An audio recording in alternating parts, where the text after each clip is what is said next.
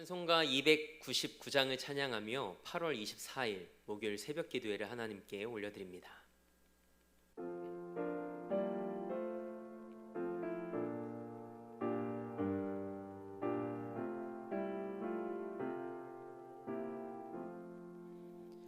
하나님 사랑은 온전한 참사랑 내 맘에 부어 주시사 충만케 하소서. 내 주님 참사랑 햇빛과 같으니 그 사랑 내게 비추사 뜨겁게 하소서. 그 사랑 앞에는 풍파도 그치며 어두운 밤도 환하니 그 힘이 크도다. 하나님 사랑은 온전한 참사랑 내 맘과 영에 채우사 새 힘을 주소서.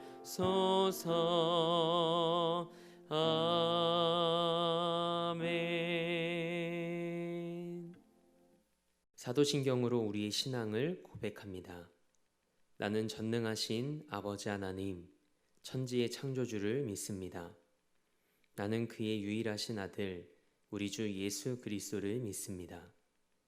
그는 성령으로 잉태되어 동정녀 마리아에게서 나시고 본디오 빌라도에게 고난을 받아 십자가에 못 박혀 죽으시고 장사된 지 사흘 만에 죽은 자 가운데서 다시 살아나셨으며 하늘에 오르시어 전능하신 아버지 하나님 우편에 앉아 계시다가 거기로부터 살아있는 자와 죽은 자를 심판하러 오십니다. 나는 성령을 믿으며 거룩한 공교회와 성도의 교제와 죄를 용서받는 것과 몸의 부활과 영생을 믿습니다. 아멘. 찬송 309장 우리 한 장도 하나님 앞에 힘차게 박수하며 찬양으로 영광 올려드리겠습니다.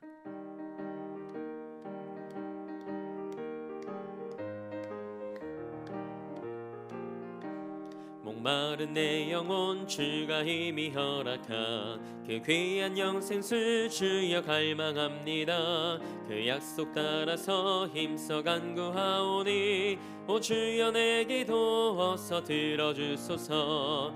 예수의 사랑 예수의 사랑 바다 물결같이 내게 임하니 영광의 물결에 온전히 쌓여서 내 영혼의 기쁨 한량없도다. 주 내게 약속한 큰 비 내려주시려 은혜의 저구름 건너편에 떠올라 그 귀한 징조가 내게 밝히 보이니 나 힘을 다하여 주께 간구합니다.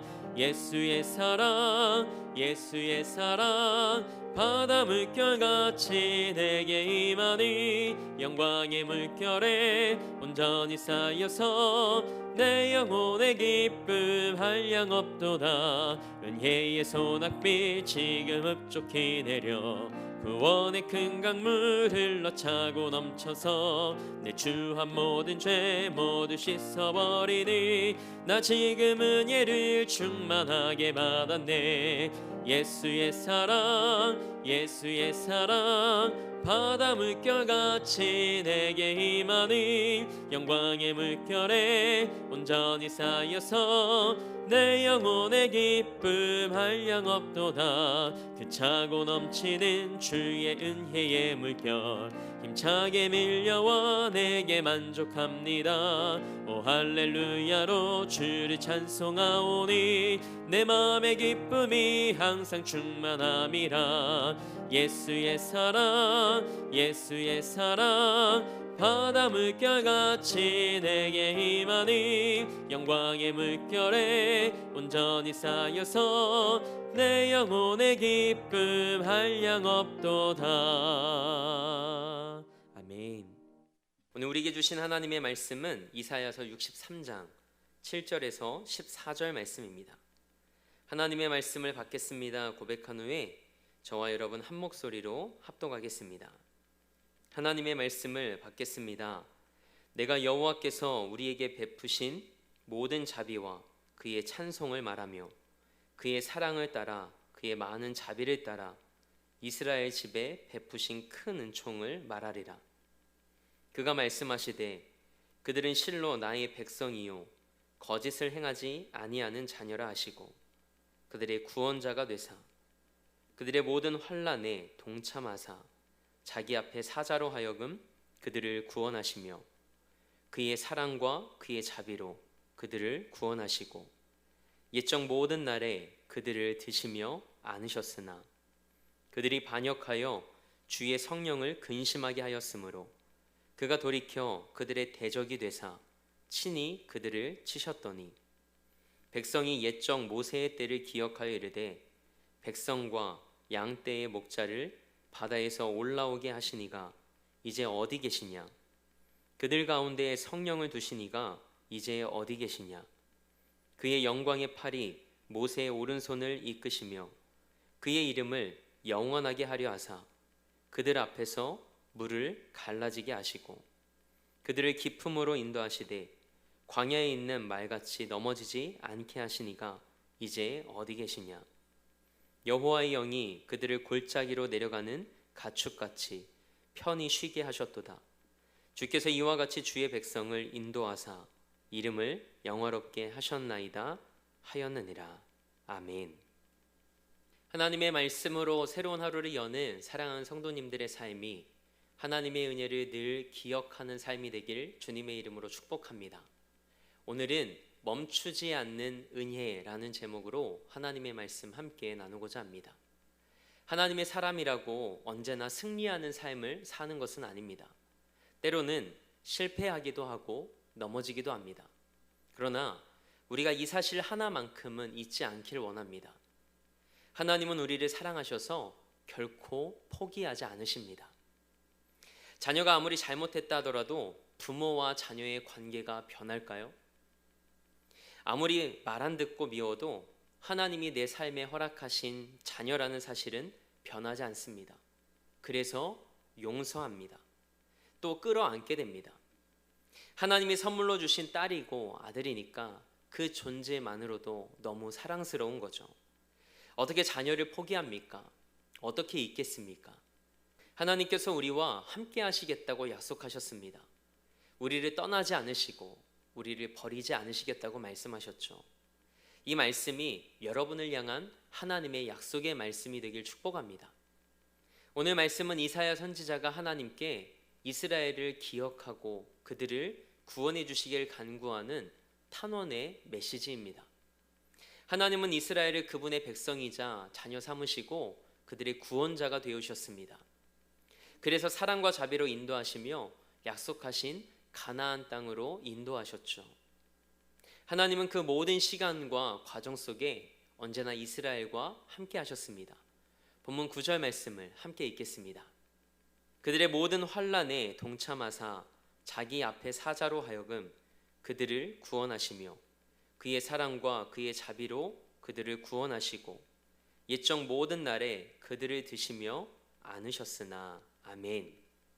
하나님은 이스라엘을 너무나도 사랑하셨습니다. 이스라엘이 지나온 모든 시간의 발자국마다 하나님의 사랑과 그분의 성실한 인도하심이 묻어나 있었죠. 하나님은 단 한 번도 이스라엘의 아픔을 방관하지 않으셨습니다. 이스라엘의 모든 환난에 동참하시며 함께 아파하셨고 때때마다 그들을 위기에서 구원하셨습니다. 이스라엘의 모든 환난, 즉 애굽에서의 노예 생활부터 가나안에 이르기까지 하나님은 단 한순간도 이스라엘을 떠나지 않으시고 함께 하셨습니다. 이스라엘 앞에 하나님의 사자를 보내셔서 그들의 삶을 그들의 걸음을 인도하셨을 뿐만 아니라 하나님의 사랑과 긍휼로 그들을 친히 구원하셨습니다. 출애굽기 23장 20절 말씀입니다.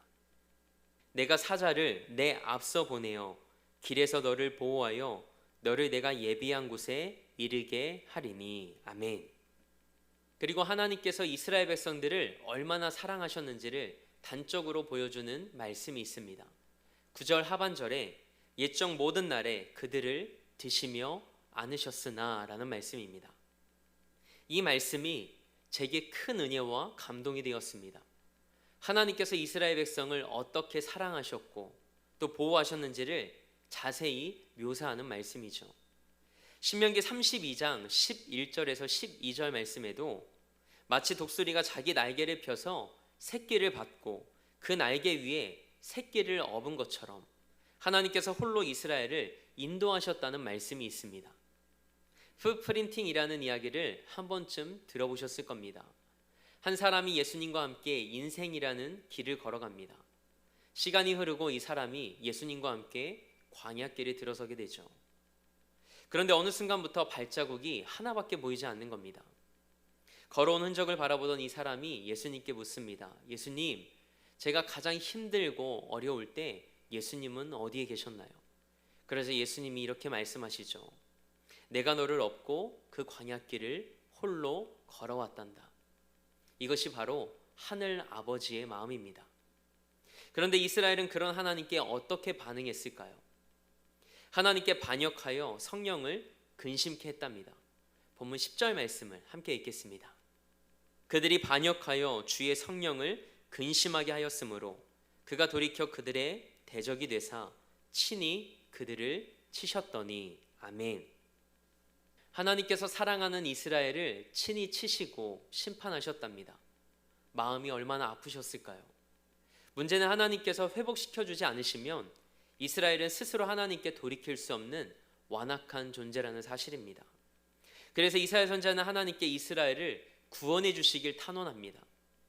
비록 그들이 하나님을 배반했지만 그들이 하나님의 백성이자 자녀라는 것을 하나님께 다시 상기시켜 드리죠. 하나님께서 이스라엘을 치시자 비로소 이스라엘 백성들도 옛적 모세의 때를 기억하고 하나님께서 그들의 삶에 행하셨던 일들을 떠올립니다. 왜 우리는 꼭 아픔을 겪어야만 깨닫게 될까요? 이것은 비단 이스라엘뿐만 아니라 오늘을 살아가는 우리의 모습이기도 합니다. 패역한 이스라엘은 스스로 구원자이신 하나님을 저버렸습니다. 결국 하나님의 부재를 심각하게 느끼고 간절히 하나님을 찾았지만 하나님은 침묵하셨습니다. 홍해를 마른 땅이 되게 하셔서 건너게 하신 하나님, 메마른 곳에서 물을 마시게 하신 하나님은 그 어디에도 보이지 않으셨습니다. 11절에서 12절 말씀은 어디에 계시냐로 시작하는 수사학적 질문을 통해 하나님의 도우심이 절박한 이스라엘의 상황을 보여주고 있습니다. 이 말씀은 홍해 사건을 언급한 말씀입니다. 홍해 사건을 통해 드러난 하나님의 능력에 대한 말씀이죠. 본문 13절과 14절 말씀은 하나님의 능력과 보호하심으로 하나님께서 이스라엘을 통해 가나안 산지를 정복하는 과정을 가축이 골짜기로 내려가 편히 쉬는 것으로 묘사합니다. 이사야 선지자는 하나님이 과거에 이스라엘에게 베푸셨던 은혜를 기억합니다. 그리고 그 은혜의 기억에 의지해 하나님의 도우심을 구하죠. 아무리 찾아보아도 보이지 않는 하나님께 이스라엘 가운데 임재해 주시길 이사야 선지자는 간구합니다. 하나님께서 다시 그들의 삶에 강력하게 개입해 주시길 청원합니다. 우리도 기도의 자리에서 마음이 흔들릴 때가 있습니다. 그럴 때마다 죄인을 구원하시고 여기까지 우리의 삶을 선하게 인도하신 하나님의 은혜를 기억할 수 있길 원합니다. 하나님의 은혜를 기억할 때 우리는 다시 기도의 자리로 나아갈 담력을 얻게 되는 줄 믿습니다. 우리가 기도하는 자리는 하나님의 은혜와 하나님의 아버지 되심을 기억하는 자리입니다. 그리고 그와 동시에 하나님의 은혜와 하나님의 아버지 되심을 다시금 경험하는 자리가 되는 것이죠. 인생을 살면서 넘어지지 않을 수는 없습니다. 그러나 우리가 완전히 엎드려지지 않는 것은 하나님께서 그분의 손으로 우리를 붙드시기 때문입니다.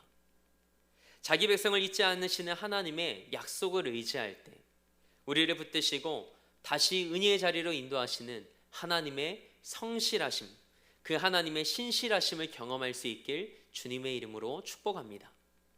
우리가 오늘 말씀을 통해 만난 하나님의 은혜가 성경의 문자 안에 머물지 않길 원합니다. 그 은혜가 여러분의 삶에도 찾아오길 주님의 이름으로 축복합니다. 그래서 하나님의 은혜를 기억하며 하나님의 도우심을 구할 때 기도의 자리에서 멈추지 않는 은혜와 하나님의 성실한 인도하심을 맛보는 여러분의 삶이 되길 주님의 이름으로 축원합니다. 함께 기도하겠습니다. 우리 삶을 창조하시고 지금도 신실하게 인도하시는 하나님을 찬양합니다. 오늘 하나님의 말씀 앞에서 자기 백성을 잊지 않으시고 포기하지 않으시는 하나님의 긍휼과 사랑을 기억하게 하시니 감사합니다. 내가 어떤 존재인지를 바로 알게 하시고 하나님의 은혜를 잊지 않게 하옵소서. 하나님께서 이 땅과 열방의 주인이심을 고백하오니 하나님의 때에 하나님의 방법대로 이 땅을 새롭게 하옵소서. 마음에 무릎을 꿇는 자들을 통해 하나님의 일하심을 목도하고 경험케 하옵소서. 우리 대림교회를 위해 기도합니다. 영혼을 구원하고 삶을 변화시키는 제단으로 하나님께 쓰임받게 하옵소서. 111의 사명을 품고 온 성도가 마음을 모아 함께 기도할 때 복음의 커다란 숲을 이뤄나가는 제단 되게 하옵소서. 담임 목사님 기억해 주셔서 이 지역과 이 땅에 아름다운 주님의 숲을 이뤄가는 은혜의 도구로 사용하여 주옵소서. 그리고 우리 사랑하는 성도들의 삶과 가정과 일터에 우리 주 예수 그리스도의 은혜와 평강으로 채워 주옵소서. 오늘도 삶의 자리를 성전 삼아 미디어 예배로 이 하루를 시작합니다.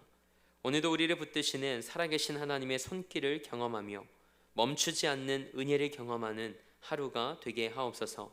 그렇게 다시 하나님을 기대하며 우리 삶의 목적 되시고 이유 되신 우리 주 예수 그리스도의 이름으로 기도합니다. 아멘.